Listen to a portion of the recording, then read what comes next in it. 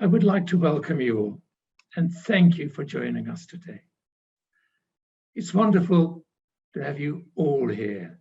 My name is Peter Fonagy and I'm Chief Executive of the Anna Freud and Head of the Division of Psychology and Language Sciences at University College London, rated as one of the top 5 psychology departments in global rankings. And it has a very close working relationship with Anna Freud. I have the honor to introduce this important launch event about the National Centre for Family Hubs. I'm delighted to be hosting this virtual conference about implementing family hubs against the backdrop of the autumn budget statement in which the Chancellor Rishi Sunak announced the additional commitment of 500 million for family support, including 82 million to be given to further 75 local authorities to set up family hubs. Today's event, we launched the pilot of the Family Hubs Implementation Toolkit, a collection of co-produced resources aimed at supporting local authorities and other family hub providers to implement the family hub model in their local area. We have an extraordinary lineup of speakers and are grateful to all of them for making themselves available today to share with us their latest research, practice material, as well as lived experience. I'm proud that the Department for Education has chosen the Anna Freud to host and lead the National Centre for Family Hubs in collaboration with our evidence partners, the Early Intervention Foundation. We are promoting this model because of the impact we already know integrated models can have on infants, children, young people, and families, particularly on those who have experienced exclusion due to socioeconomic inequalities. The world expert on business competition, Michael Porter of the Harvard Business School, in Reimagining Healthcare, recommended a shift from today's siloed care organization by specialty and discrete services to organizing around the clients' or families' needs. He called such structures integrated practice units. The Family Hub is a kind of integrated practice unit where staff from different services work together regularly as a team toward a common goal, maximizing the family's overall outcomes as efficiently as possible. They are experts in their specialty, but can coordinate easily to minimize wasted time and resources. They meet frequently, formally and informally, to improve support and care by establishing new protocols and devising better or more efficient ways to engage with families. The Family Hubs Implementation Toolkit supports just this kind of integration. But the work is not done. The toolkit is in pilot phase at the start of an iterative, co-produced development schedule.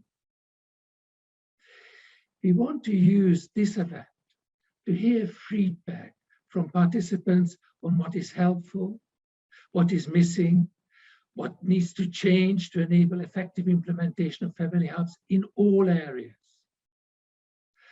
Our approach as the National Centre is to ensure that our work is practice-led, evidence-based, and is informed by families' lived experience.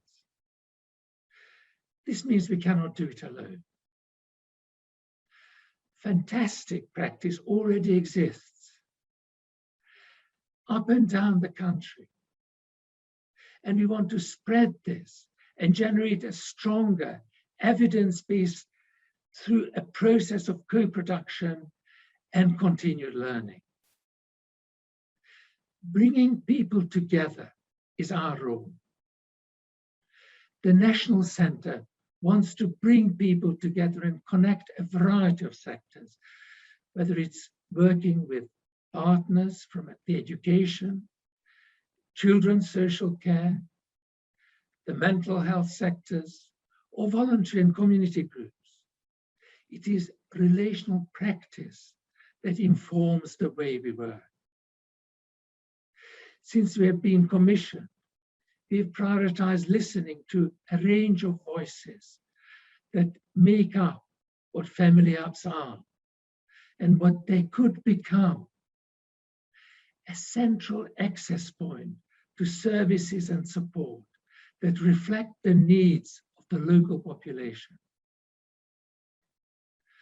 Today, you will hear from practitioners, evidence-based experts, parents, young people, and local authority leaders who have helped to shape this toolkit in a range of plenaries and workshops. Since I first started training and practicing as a clinical psychologist and psychoanalyst in the 1980s, a lot has changed in both the social and policy arena regarding the rights, roles, and responsibilities of the many people that are involved in raising children. And as a mental health advisor for government, I have experienced the frustration of non-joined up working and how much value integration can add to service offers. The COVID-19 pandemic has further exacerbated existing inequalities within our society and has placed extraordinary pressures on families across the board and contributed to worsening mental health, particularly in young people. Whilst this launch event will not focus on the impact of COVID-19 specifically, we cannot ignore the current context, which we are living and how this is affecting the families we are talking about today. My clinical research career has been around the early years. Evidence accumulated decades speaks to the positive impact that early intervention can have on health and well-being and long-term outcomes for our babies, infants, children, and young people as they progress into adulthood. In a study I was involved in, spanning 40 years, we showed that those individuals who had enriched input in their early years, when tested as adults, showed greater generosity and concern about the experience of the person they were interacting with than those without enriched input. What is more, their brain activity during the interaction reflected this. So we can see the difference early experience makes. Many of us here today will have been part of the evolution of family hubs and seen the critical part that Sure Start and children's centres have played. This focus on pregnancy and early years is essential, but must respond to a changing context of complex local systems, understand the gaps in knowledge, and ultimately find out what works efficiently and effectively for infants, children, young people, and families. Resources are limited for all of us. It behoves us to make sure that we have the use to the greatest effect of all these. It's in this context that I'm pleased to introduce this event, which gives us the opportunity to think together about how to do this well. And so to start us off, I'm delighted and honored to hand over to Will Quince. Parliamentary Under-Secretary for Children and Families.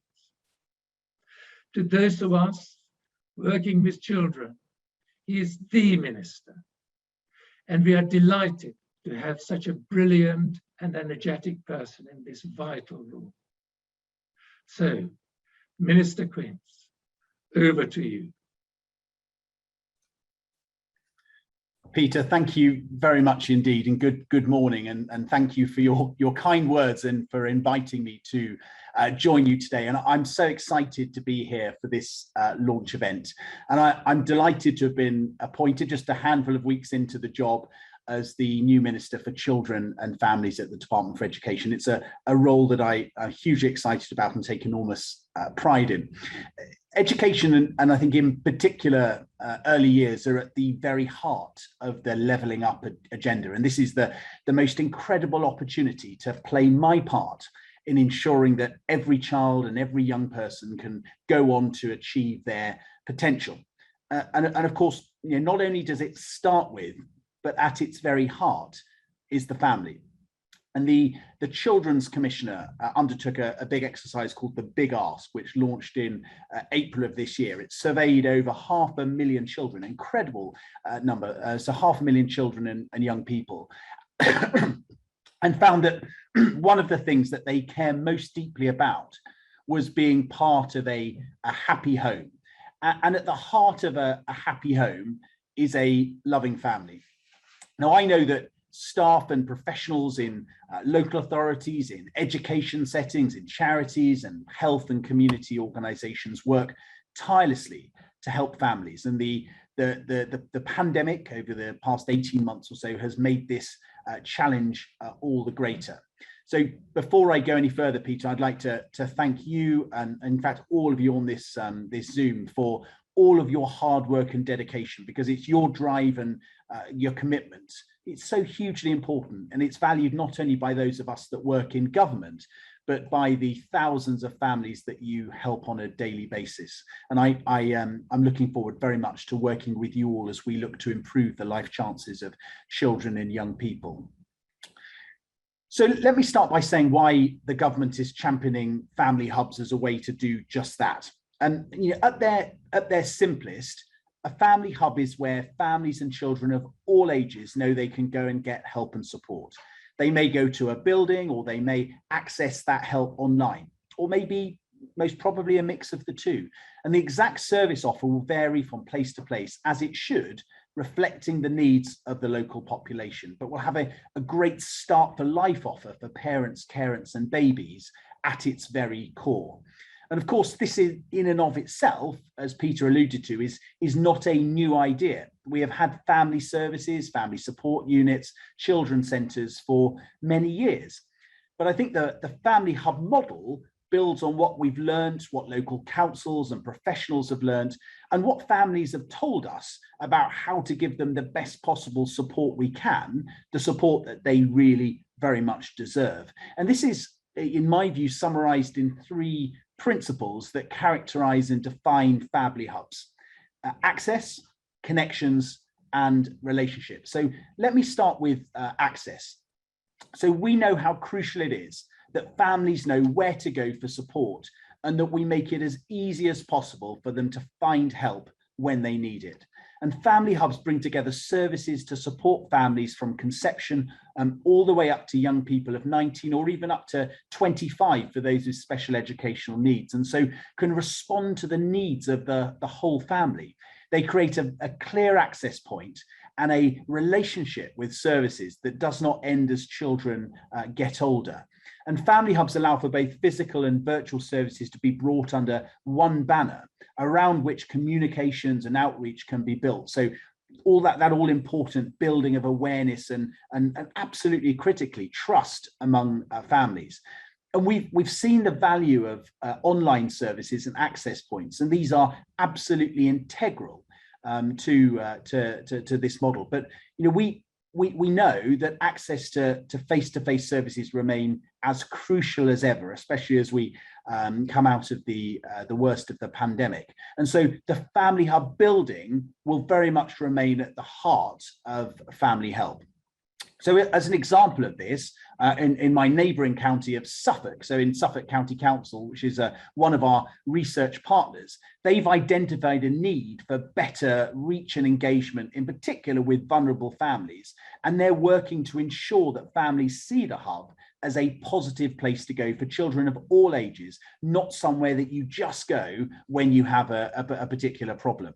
And so an effective hub, it almost acts as a single front door, a point of contact, making it easier for families to navigate what can, I appreciate, be at times, and certainly seem as a pretty complex system. So the aim is to make the Family Hub a non-stigmatizing access point for universal services, such as those absolutely crucial Start for Life services, with additional help on offer for those who need it the most. The second principle is about connection. So family hubs make it easier for families to know how and where to get help. Then connection is key to ensuring that they get what they need. And now this is partly about co-location, so bringing services together on a smaller number of sites. But while physical proximity can be important and helpful, that alone does not create the joined up services that families need. That only comes from effective governance, professional development, data sharing, which is so important, and integrated assessment, case management, and shared outcomes.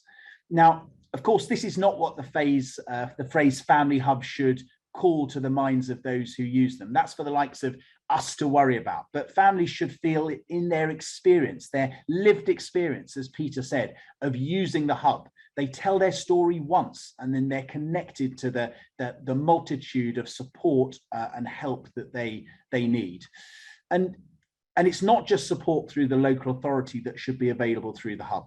The hub should connect families with services and support from others in a really joined up way. And whether that is links to more targeted health services, links with schools, with education settings, the Department for Work and Pensions, from charities or community groups, or even other parents, it's really important. And in my own county of Essex, some families received conflicting advice from professionals, and the county council has sought to address this as part of the family hub model, and trust between professionals and families has increased. Now, this leads me to the final principle, which is one of relationships. Now, the family hub model prioritizes the relationships that carry us all through life, and building on family strengths, recognizing that this is the best way to lasting change. And this is the idea, it's very much at the heart of everything that is done. The principle reflects what Josh McAllister has heard in his work as part of the independent review of children's social care, and captured in the case for change. Family hubs involve greater integration between the people, professionals, and leaders that work with families. So local authorities with a hub model have used this to drive changes and improvement within their work with families, placing a greater emphasis on relationships and sustaining these as families and children grow. So an example of this is Leeds, where building on community strengths and enhanced whole family working by professionals is absolutely key to their practice model. And I was so impressed when I saw a family hub in action last year. I visited the Beerchurch Family Hub, which is in Colchester in my own constituency. And I saw firsthand the help and services they provide to Colchester's families and children. And it's a massively welcoming environment with passionate staff. And I could see that it was making a real difference to the people that were using it. So what I've talked about today is not a blueprint that's been designed from scratch in a Whitehall department. It is the product of professionalism, endeavour, leadership, and innovation of those in Colchester and Essex and around our country. And the government very much believes in the family hub model. So what are we going to do now to drive this forward? So one of the first steps we took was to establish the National Centre for Family Hubs. And this event today is a hugely important moment. The National Centre will provide expert advice and guidance and work with local authorities to champion the family hub approach. And I'm so grateful to the Anna Freud Centre and very much look forward to working with you. It's now all about delivery. moving just to now to the transformation fund and that Peter mentioned, we've also announced a £12 million Family Hubs transformation fund, which will support around 12 local authorities in England to open family hubs. And this first fund will enable us to learn more about the process of local transformation. To really important that we build that evidence base and create valuable resources and learning for those local authorities who follow. Start for Life will be a key element of each of these projects, and I know you'll hear more about that from Dame Andrea Leadsom later on.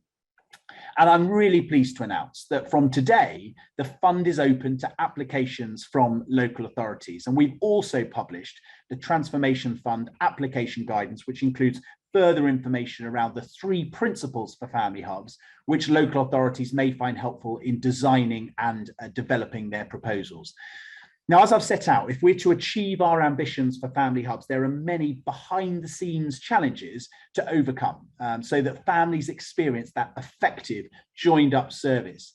Now, data and digital are absolutely key to that, and we're working with a number of local authorities to identify solutions. And our department have already started to begin this work with local authorities, including in Bristol and Lancashire. And I'm delighted to announce that Salford, Suffolk and Tower Hamlets will join this stream of work following a successful second round of recruitment for this project. Now, having a strong evidence base is vital in making change effective and taking the right approaches. And our investment in an evaluation innovation fund is building this evidence base to help us understand what really works for family hubs and ultimately to improve the outcomes for children and families. And we've commissioned a Chorus UK to work with local authorities in Bristol, in Essex, Leeds, Sefton, Suffolk, and also Sheffield Hallam University to work with the local authority in Doncaster. And we've today published some of the early learning from this work, which you'll hear more about through colleagues at today's conference. So now for some even more exciting news, and Peter alluded to this too. You may have seen over the course of the past week, the Chancellor announced a significant £500 million package for families.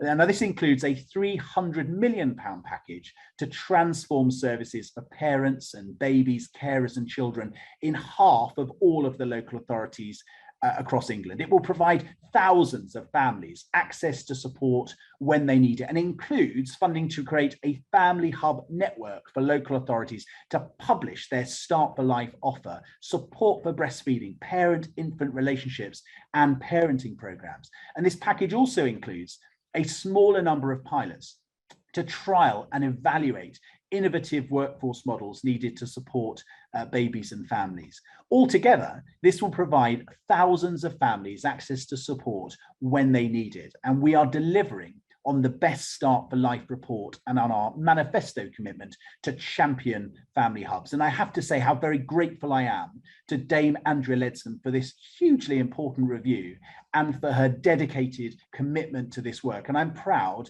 that this package also goes even further to deliver on our manifesto commitment to champion family hubs and to provide vulnerable families with the intensive integrated support that they need through the £200 million expansion of the Supporting Families programme. Now, more information on these significant investments will come soon. Now, I want to support for families to be a golden thread that runs through a government. And Dame Andrea and I will continue to work collaboratively to ensure that the critical 1001 days are central to our work on family hubs. And we're also working very closely with other parts of government, such as the Department for Levelling Up, Housing and Communities, with the Supporting Families programme, and the Reducing Parental Conflict programme, which is led by my old department, the Department for Work and Pensions. To conclude, let me finish by saying this, that today's event and the launch of the first £12 million Family Hubs Transformation Fund is very much the beginning of a conversation on family hubs. And we know that there is so much more to do, to learn and to build, working with you all. And that's what we've published today. It's very, very far from the last word. In fact, it's quite the opposite. And we want to hear from you and work with you to make sure that we realise the potential of family hubs. It is a hugely exciting time. So thank you for being here. Thank you for playing your part in this important agenda. And I will now hand back to Peter and Camilla, who will take you through the remainder of the conference.